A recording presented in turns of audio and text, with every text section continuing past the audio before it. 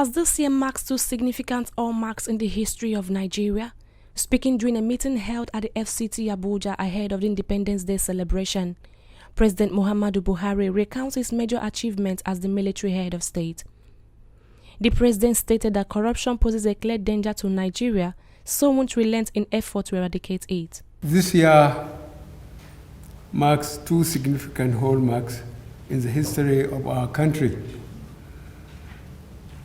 A few days from now, we will, by the grace of God, be celebrating Nigeria's 60th anniversary as an independent, sovereign nation.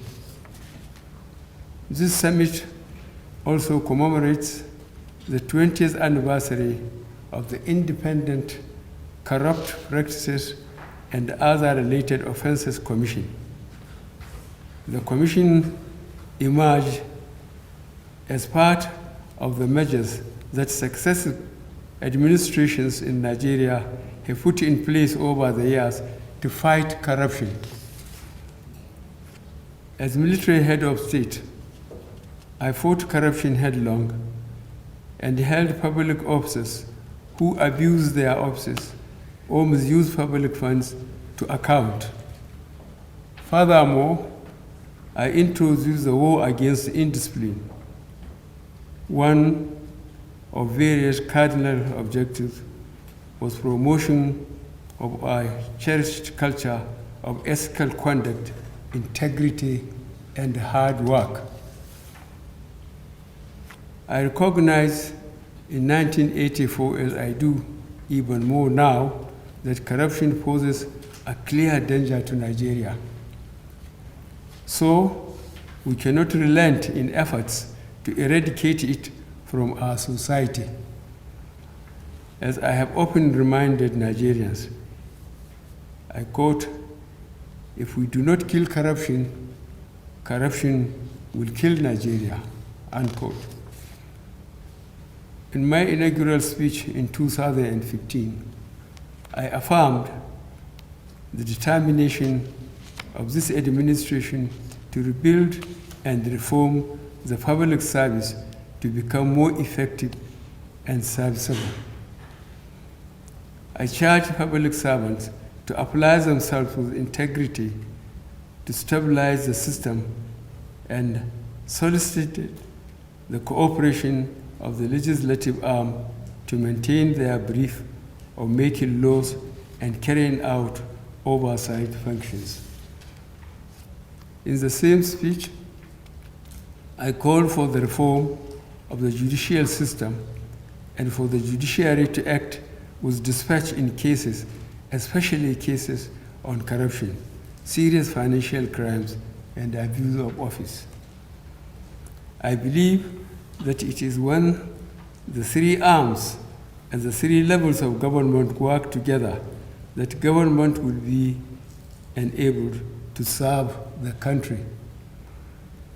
We will also see the positive impact of our efforts reaching all and sundry across the country. Bearing this critical factor in mind, I am happy that the theme of this year's summit by Icpc is Together Against Corruption. I am aware that this theme derives from the theme of our 60th anniversary celebration. Together as a nation, as a people, the three arms and three tiers of government, working together, we can attack corruption and realize the vast potentials of our country. I said in my speech at the 2018 NBA Annual General Conference that one of the challenges we face in delivering the expectation of our citizens is how to transform our society from one in which impunity in the management of national resources is the norm to one in which a culture of accountability and transparency prevails. We need to deploy resources to address our common needs rather than the greed of careless few.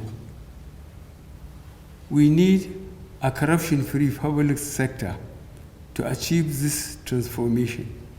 We need a judicial system that dispenses justice without undue delay and technicality. We need laws and legal system to be reformed to deliver justice to every citizen without regard to status. And finally, we need ethical reorientation of the people to achieve this goal. When we work together against corruption, we can defeat it.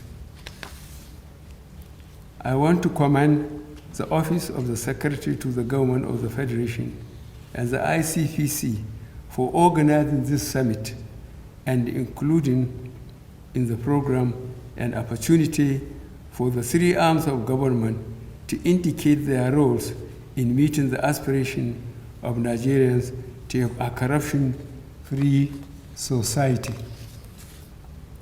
I am particularly pleased by the recognition and participation of young Nigerians and non-state actors, especially the media and civil society at this event, because nobody must be left behind and all hands must be on deck in the fight against corruption.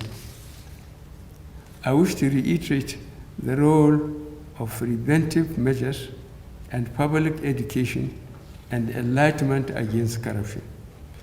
This government, though through the Open Treasury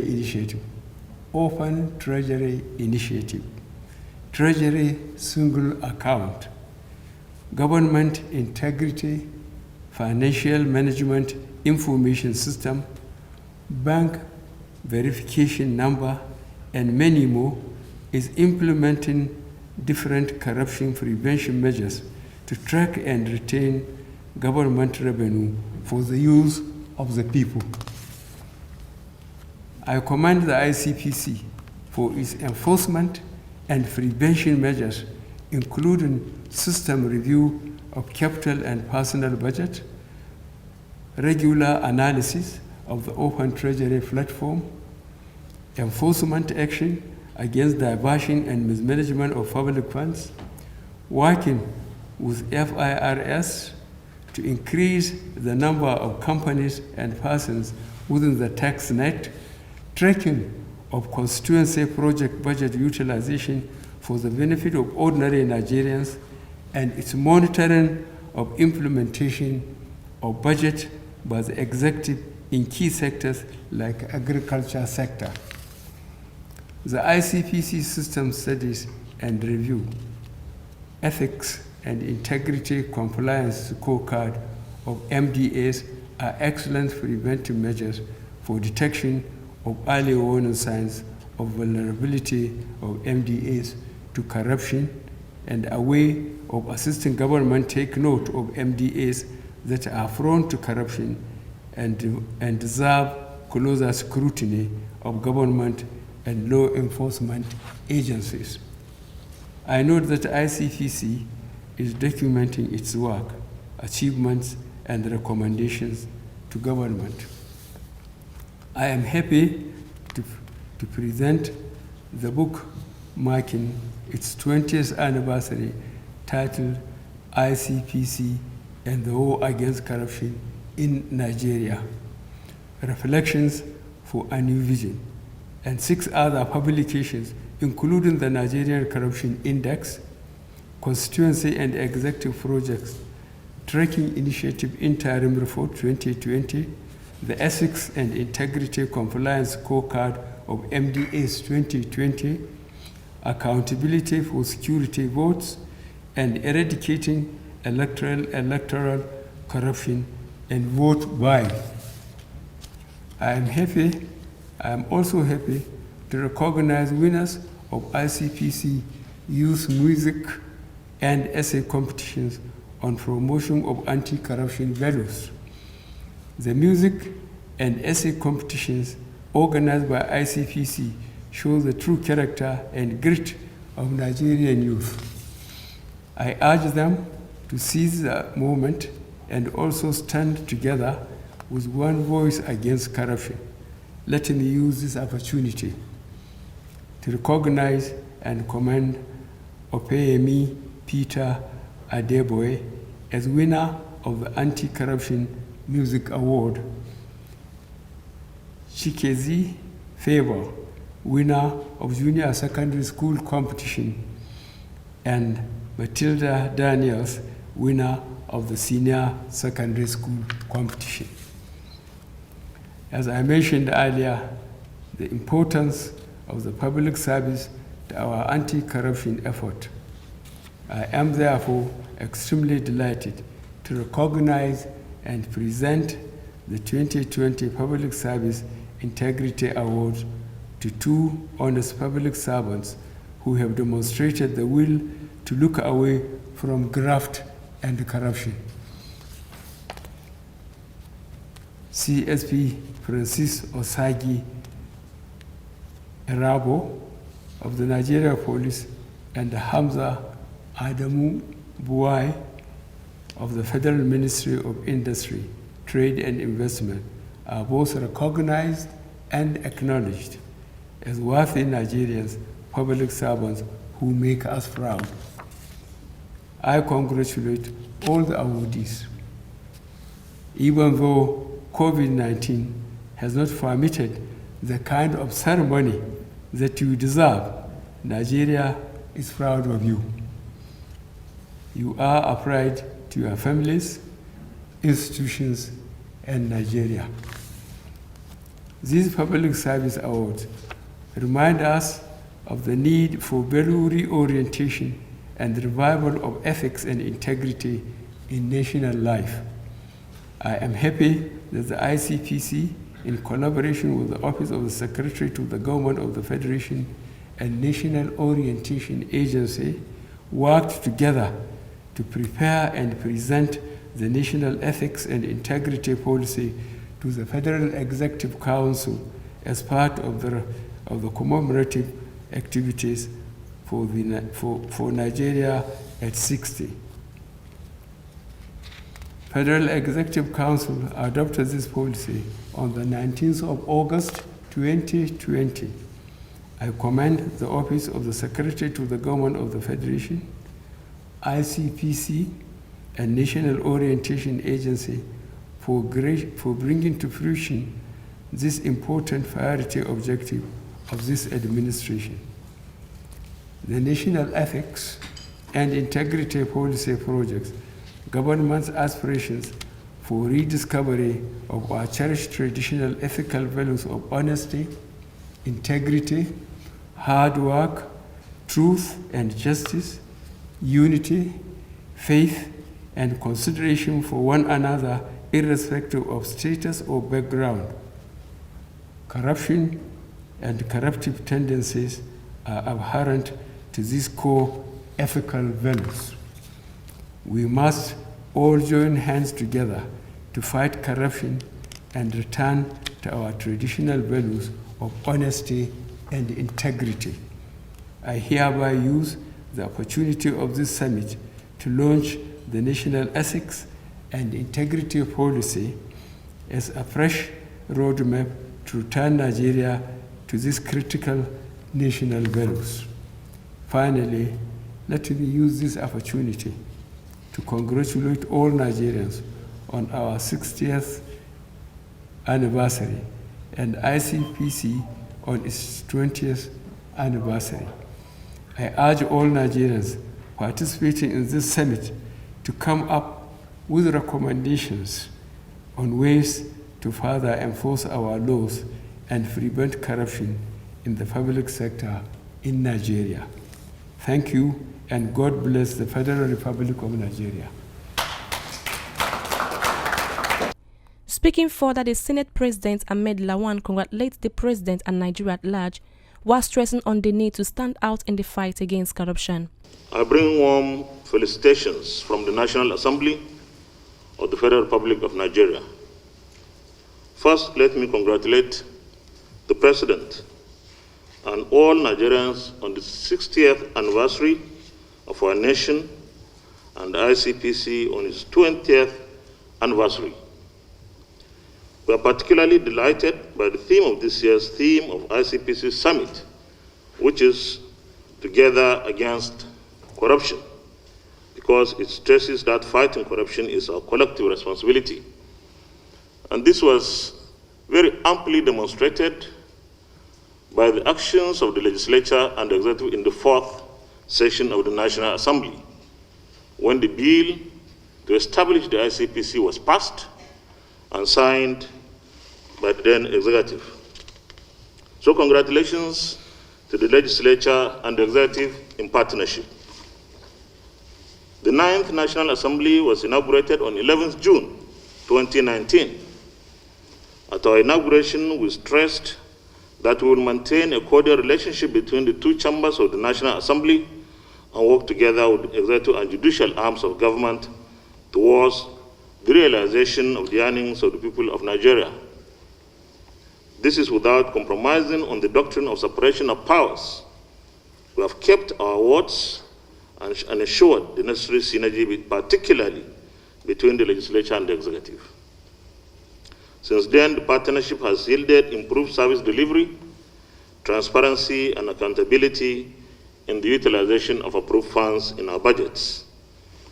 This partnership has been working and should be supported by all at all times. Sections 4, subsections 1 and 2 of the 1999 Constitution, as amended, vest the legislative powers of the Federal Republic of Nigeria on the National Assembly. As a conscious and patriotic assembly, the 9th National Assembly has passed several important legislations to advance the social and economic well-being of our country.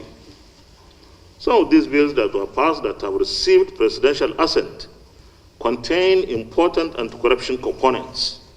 For example, the Companies and Allied Matters Act 2020 is of particular significance because sections 119 to 123 of the Act have, for the first time in the history of this country, made provisions for establishment of beneficial ownership register.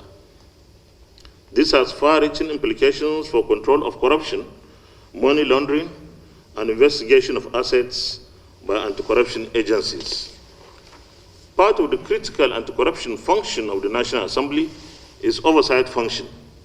In furtherance of its anti-corruption mandate and the directive principle of state policy of eradicating corruption in Section 15, subsection 5 of the 1999 Constitution as amended, the 9th National Assembly have, through committees of both chambers of the National Assembly, leveraged on the power of oversight and public hearing.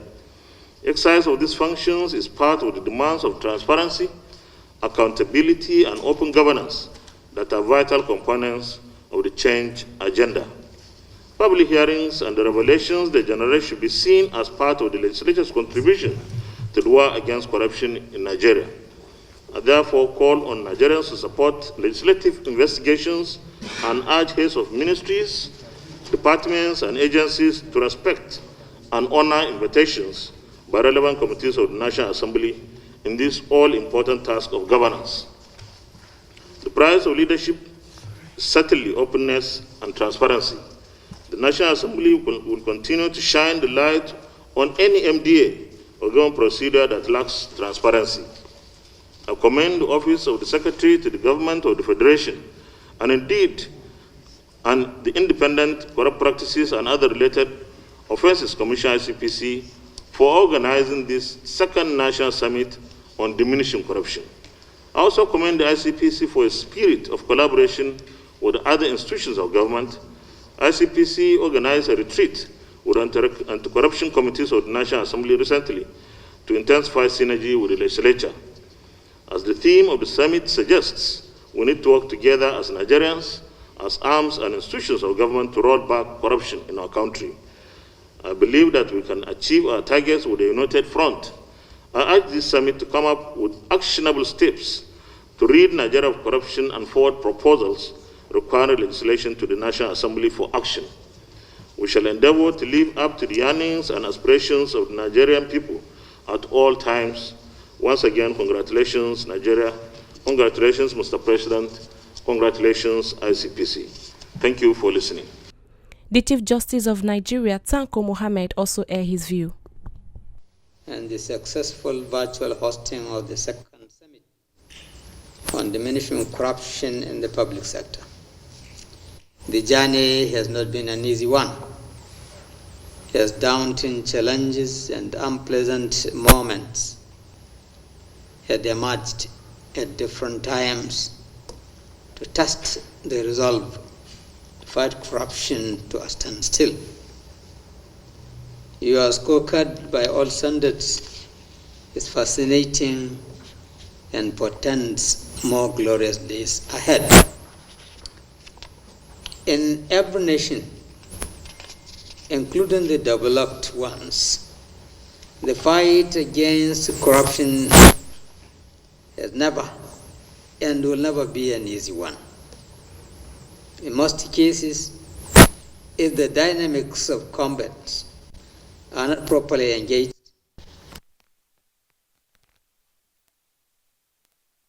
fight back, and then the whole scenario becomes complicated.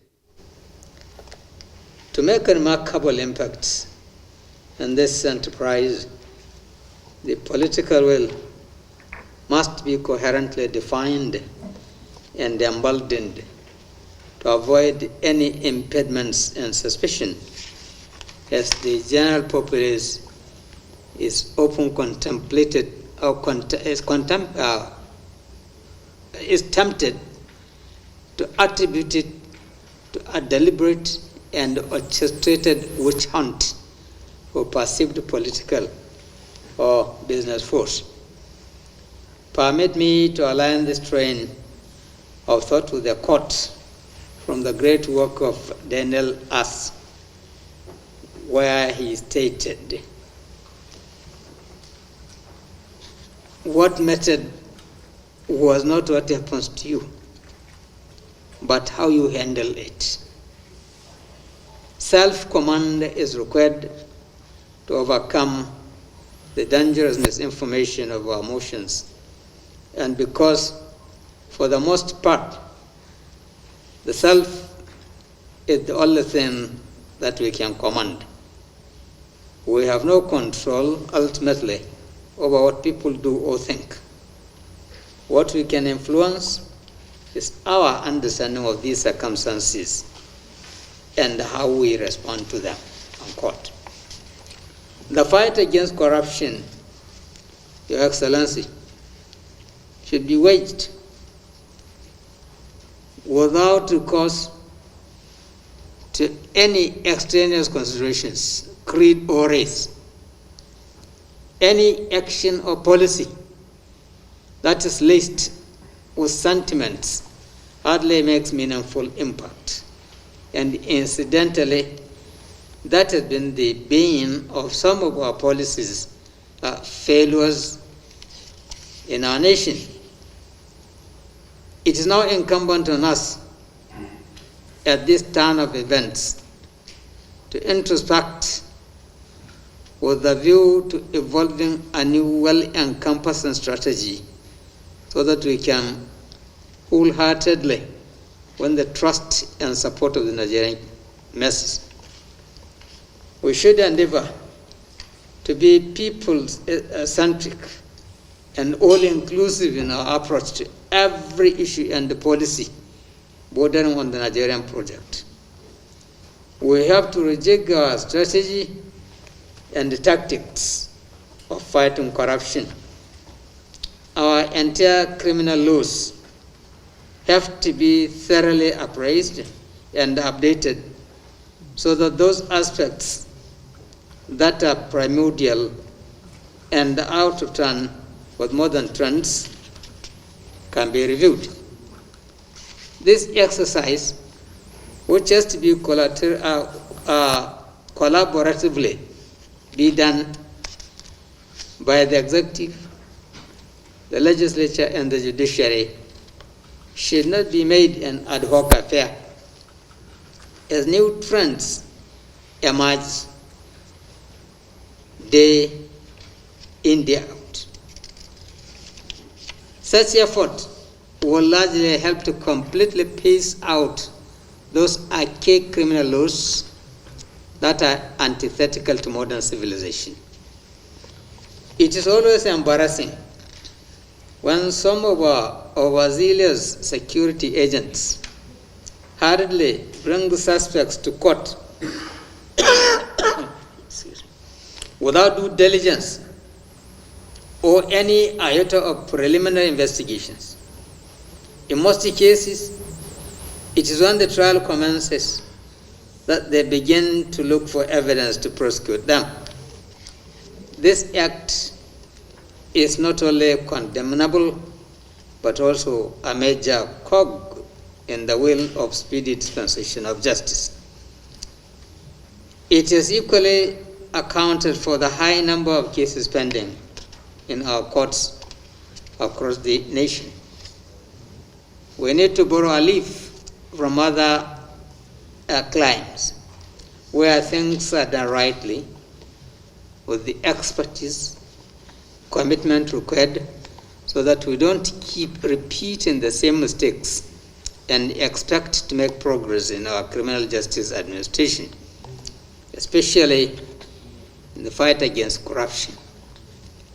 There's nowhere in the world where the court grants the praise that are not sought for, because we always say that the court is not a Father Christmas. We only grant what is asked for. Therefore, it is not possible to put something on nothing and expect it to stand. This occasion offers us yet another sterling opportunity to holistically examine our mode of operation with a view to charting a workable pathway to success in this Herculean task of ridding our country of corruption. The judiciary is ever poised to deploy every relevant legal tool at its disposal to whittle down the strength of corruption in our mindset. No nation can survive with corruption at the center of our conscience.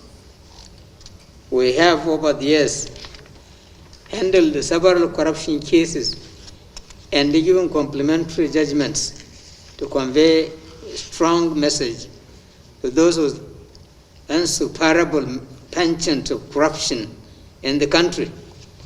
It is a record that between 2015 and 2020, some governors, ministers, senators, civil servants, among others, have variously been jailed by the courts and also made to forfeit the looted funds and access to the government. It was as a result of our firm resolve to completely plight the fortunes of corruption in the country that we inaugurated the Corruption and Financial Crime Cases Trial Monitoring Committee, COMTRIMCO, headed by one of our retired justices, Honorable Justice Galadima. The committee is to monitor the trial of corruption and financial crimes across the country. This is to put the designated judges on their toes as their efforts and outputs are now being closely monitored by COMTRIMCO. The results we are getting from the committee are quite impressive and accelerating. Between 2017 and 2020, the Supreme Court has disposed of 52 corruption and financial cases.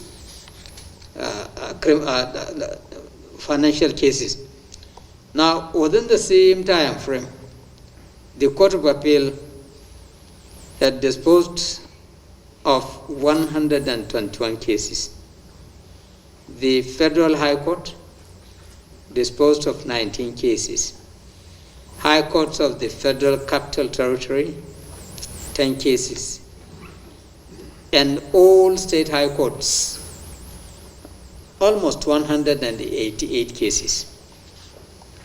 The judiciary has long been a dependable ally of the Icpc And we are giving our best to the relationship so that our country could once again be the envy of other nations, and as well scale the ladder to occupy its rightful position among the Committee of Nations.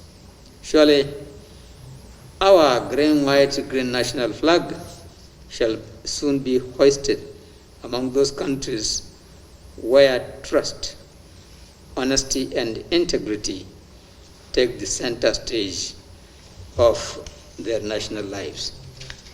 Nigeria must remain to be great. Thank you.